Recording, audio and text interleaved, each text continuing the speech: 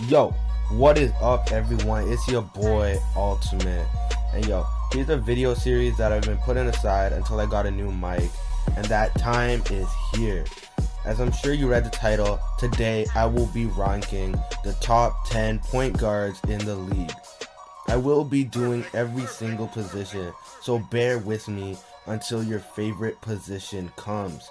So, for these rankings, this is purely based on how they're doing this season. Not last season, not 2008, but this year.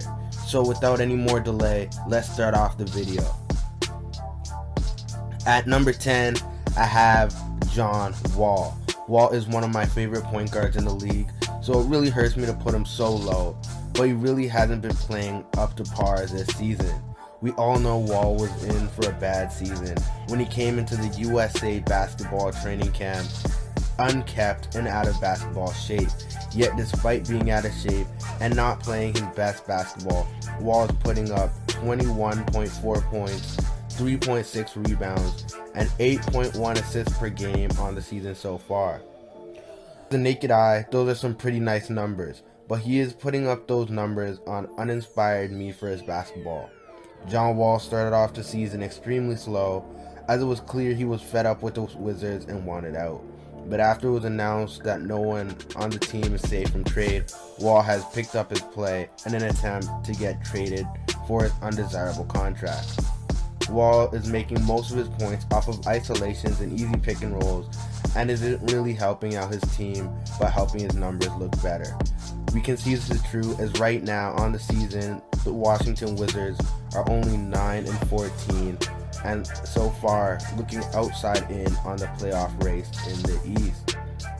At number 9, I have CP3 Chris Paul. It was a tough decision whether I should switch Wall and Paul, but decided to put him ahead of Wall on two major aspects: team success and effort. This season, CP3 has really started to show his age as he's looking slower than ever, and his athleticism has been shown to have taken a serious decline in comparison to his prime. But Chris Paul has continued to show extreme amounts of effort on the court as he manages to show flashes of his former self and break out with awe-inspiring performances every now and then. Paul has started off the season extremely slow, but has managed to pick up the pace, helping the Rockets win game and try to get back into the playoff race. As over the last 8 games, CP3 has been averaging about 8 and 8. Not great numbers, but his efficiency and decision making are much improved since the start of the season. Plus, his defense has picked up, and that's the area the Rockets have been desperately lacking in the most this season. At number 8, I have Mike Conley. I know some of y'all are pretty mad that Conley has been placed ahead of Wall and CP3, but he definitely deserves his spot. Conley has led the Grizzlies to the 6th seed in the Western Conference at the recording of this video. Right now, the Grizzlies are the 6th best defense in the league going by the defensive rating, mainly due to Mike Conley clamping up the opposing team's best guard. Like CP3, Conley has started off the season slow, but he's managed to return to form as of late. In the last 10 games, Conley's been looking pretty good, man. He's been averaging 24.8 points, 7.2 assists, 3.5 rebounds on pretty good efficiency, on 46 from the field and a great 39% from 3. I have no doubt that if he was in East, he would be an all-star. Coming in at number 7, I have Ben Simmons. Ben is coming off of his Rookie of the Year season where he solidified himself as a top point guard in this league. But this season, he's improved all across the board on much better efficiency, while his points per game are down by 0.2, in which some people would be considered worse. He's improved his field goal percentage and free throw percentage in a noticeable amount. The reason that his scoring has not leaped off the table as some people have expected is that he's sharing the ball with another ball-dominant scorer, and JJ Redick has improved even more than last season, having his best season of his career so far. Plus, Joel Embiid has skyrocketed and taking more shots and carrying even more of the scoring load. But the reason I have Simmons at number 7 is because he's one of the best all-around point guards in the league. Other than his shooting, Simmons has no real flaw in his game. He's a great scorer, passer, and rebounder, and his defense has looked amazing this season as he's guarding 1 through 4s consistently. He has helped lead the 76ers to the 3rd best record in the Eastern Conference and a 9-11 record over the last few games. On the season so far, Ben is averaging 15.5 points, 8.8 rebounds, and 7.9 assists on 56.3% from the field and 0% from 3. Once he gets a 3-point shot and more experience, I have no doubt that he will make his way up this list and into the MVP discussion. At the number 6 spot, I have Kyle Lowry. While he's definitely not one of the best scorers on this list, he makes up for it on all the other aspects of his game. This season, Lowry has solidified himself as a top-tier playmaker, as he's leading the league in assists with the league and career high 10.3 assists per game. Lowry is a key piece of Toronto's ball movement, which is a key reason why their offense is so good as of right now. While Lowry does not have the scoring numbers, it can be explained as he does not force himself into taking shots that he knows he will not make and hands over the ball to a person with a better look. Lowry has been a key part of the Raptors defense. While he's no all-NBA level defender, Lowry is great at reading the passing lanes and guarding both 1s and 2s.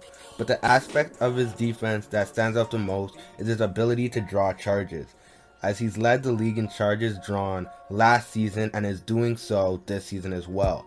The reason I put him over Simmons is that his game is looking a lot more polished than Simmons right now, and has helped the Toronto Raptors to the best record in the NBA with a 10-5 record as of the recording of this video.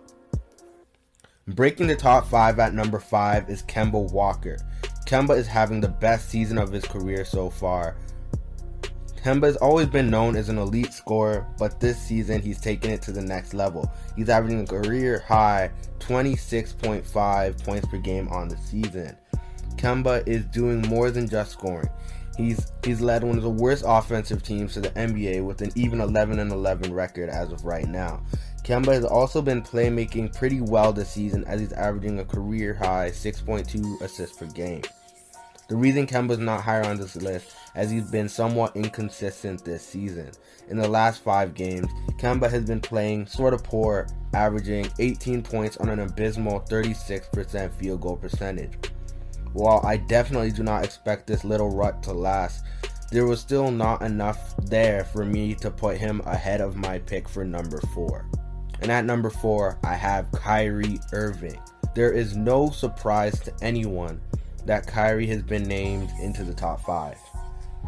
He has been an amazing talent in the last few seasons and has been one of the league's best offensive players on an amazing efficiency. At the start of the season, he started off extremely slow, but ever since he cut off that afro, he's been looking amazing. In the last 15 games, which is an extremely good sample size, he's been averaging 25.3 points, 6.7 assists, 4.8 rebounds per game on an incredible 50% field goal percentage and a monster 42.4% from 3. Kyrie is doing what he does best and is cooking the hell out of whoever is tasked to guard him. The 2 reasons Kyrie didn't manage to crack the top 3 is the first being that he started off the season slow, and the other 3 people on this list has have a major impact on their team's success ever since the opening game. The second reason being that the Celtics are one of the most disappointing teams in the league. Coming into the season, the Celtics were majorly viewed as a team to make it out of the East, with some saying they'd even win the whole thing. While the Celtics aren't playing awful, they're only at a 13-10 record right now, which is underwhelming for their predictions. As I do hope and believe that they turn it around before the postseason starts. As of right now, Kyrie's a team leader and his best player, and it's his responsibility to lead the team to success. Cracking the top 3, at number 3 is Damian Lillard. Dame is having another amazing regular season. On the year so far, he's tied with his career high with 27 points per game, with a respectable 5 rebounds and 6.3 assists on 44% from the field. Dame is doing nothing new as he's leading his team to a 13-10 record, while his team isn't doing as well as compared to last season at this time. Dame is doing his absolute best to guide his team with the lackluster talent around him. While his team isn't horrible, his team hasn't make any more significant progress in an ever-evolving Western Conference. But as of usual, Dame is having a great regular season, but it's in the postseason where he must make his mark after an embarrassing postseason last year where he got swept by the New Orleans Pelicans. At number 2, we got the Brody himself, Russell Westbrook. This year, his numbers jump off the board at you like it has the past 2 seasons, but he's playing much better in my opinion. This is all due to one key change in his game. Russ is now playing more under control. He is averaging a career-high field goal percentage at 46%, with 22.8 points per game, 9.8 rebounds per game, and 9.5 assists per game. While he's playing more in the flow of the offense while not forcing as many shots as he's done in previous years. His defense has been better than it ever has, as he's playing great defense so far this season, which is most likely due to him playing more relaxed on the offensive end, which is helping his team be the number 1 ranked defense in the league so far.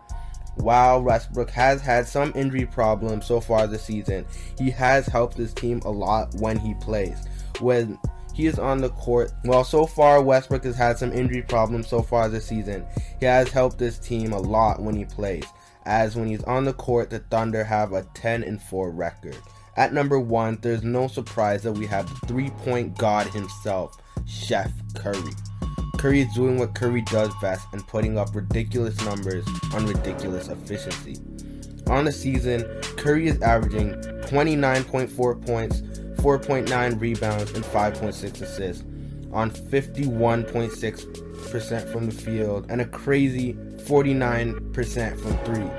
None of these numbers from Curry are surprising as he's been balling out the last few seasons. But what's even crazier is how the Warriors have sort of fallen off when he's away. Without Curry on the court, the Warriors are under 500 with a 5-6 record. But with Curry back on the court, the Warriors have returned to true form and is looking like one of the best teams in the NBA, as they should. Well, that's my top 10. If you have any disagreements, feel free to comment them down below and I'd be happy to debate them with you. If you've enjoyed the video, I'd really appreciate it if you liked, commented, and subscribed. And while you're at it, follow my podcast channel, Kings of the Court, where me, Ballhog, and Kia talk about different NBA topics and have a great time doing it. And follow my Instagram page where I post all things NBA, from memes to opinions and a lot more. All links will be in the description below. It's been your boy Ultimate, signing off.